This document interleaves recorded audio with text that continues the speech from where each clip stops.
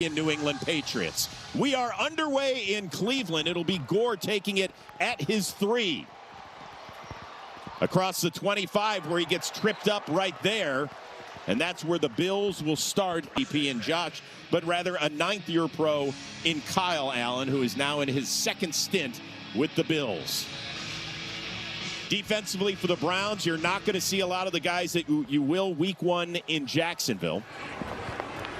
We'll cover the defensive alignment momentarily. Ray Davis lined up in the backfield behind Allen. And Davis gets it on 1st down. Elijah Chapman tries to wrap him up, but Davis keeps rolling for a gain of 8.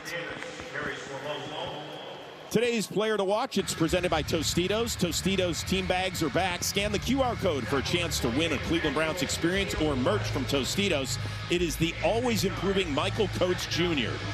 Yeah, he's had a nice camp. Cornerback is one of those positions the Browns are thin at outside of the starters, so having him continue to progress and be a meaningful contributor is going to be important for this defense throughout the season. No Denzel Ward, no Tyson Campbell this afternoon. Fake pitch by Allen. He tries to dump it out to Hawes, who was covered closely, maybe a little too closely, as a pair of flags come in. Nathaniel Watson was on the coverage. One of the guys who's fighting for a reserve linebacking role. Bill Vinovich, our referee. Pass interference. Defense number 40. Spot foul. Automatic 1st down. Might be the shortest pass interference call ever. Yeah, I think the Browns are okay with that one, actually, because you saw Nathaniel Watson. He got his eyes over to that crossing route a little late, had to pull the waist of the receiver just to stop him from being wide open in the flat. So really, that was a insurance policy that he had on that penalty there to prevent a larger play. Depth at linebacker, one of those positions we are definitely watching. By the way, the rain is coming down in a steady manner. Sheets. Yep. It's Cleveland. Wait 5 minutes. There's a handoff to Davis, who gets upended nicely by Coates. Loves to be coached, and he said he is as versatile of a defensive back as he's been around. This is a young man that should make this team and be a significant part of this team.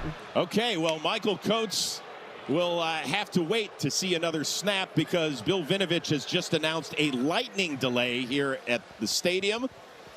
So, Joe, how are your... So excited to be here. Who says preseason football can't be exciting? I mean, the storyline we have today. That's right. Who's it going to be? Is it Deshaun Watson? Is it Shedeur Sanders?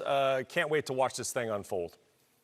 I can't wait. I mean, this is exciting because it's such an opportunity. Like, you've seen this every year. You've seen Victor Cruz. You can go back to all these preseason guys that just come out of nowhere. Like, Shedeur's got such an opportunity to go out and take this job from a veteran quarterback. Like, who would have thought? Like, we were talking about this earlier. Like, Deshaun, he should be the guy. But Shedeur's got a real chance to go solidify himself as the quarterback for the Cleveland Browns. And so we feel that way after getting a chance, Brock, to watch the way things unfolded for Shedeur Sanders. What did you see in preseason week 1? Yeah, I mean, things certainly changed for me after... Let's just show him. Yeah, let's get into it. Let's get into it a little bit. I got to pull the pant legs down. You know, I thought this was Deshaun Watson all the way. He was going to be the week 1 starter. But after seeing the first preseason game, breaking down the film, things are starting to change for me. And let me show you why. Shedeur Sanders, here we go. This is a 3rd and long. He's out there. He recognizes there's pressure. He sees the safety coming, the linebackers coming. So what does he do? He elongates his drop, right? He buys himself time to deliver the football down the field, taking advantage of the coverage, taking a big shot, being fearless in the pocket. I mean, that's a big league play. Ball's out before the receiver even turned around. Yeah, I mean, just fantastic timing. Here we go. This is a 1st and 10 play. Coach here, he calls a shot play. He wants to push this football down the field. Now, eventually, the receiver you see working right to left, he will be open. But Shedeur Sanders, he feels the pocket collapse, and he knows it's 1st and 10. He wants to build trust with his coordinator, so he checks it down. Beautiful. He gets positive yards on 1st down. That's a veteran play, not a rookie anymore. Now, this is what he has to clean up. Here's the turnover from a week ago.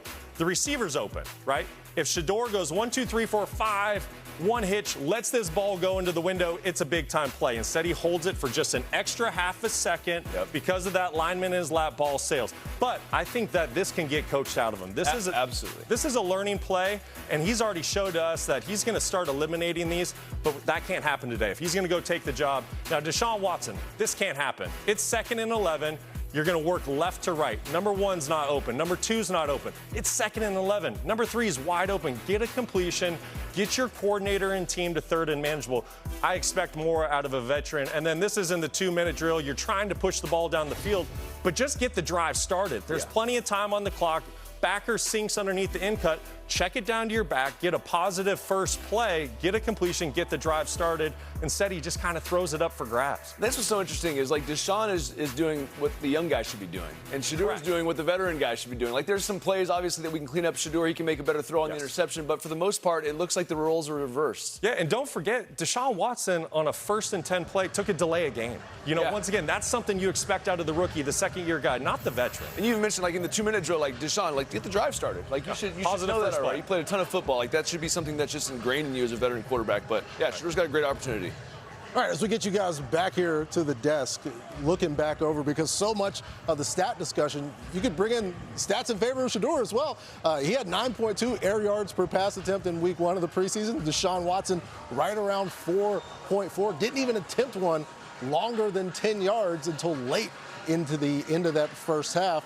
And so we have to just straight up ask, if you are Todd Monken, David, at this point, right now, who is the best choice to start for the Cleveland Browns in week 1? I think, honestly, with where they are as a team and what I've seen in the growth from last year when I was at training camp and watching his film to what he's put on tape this year, it's Shedeur Sanders for me.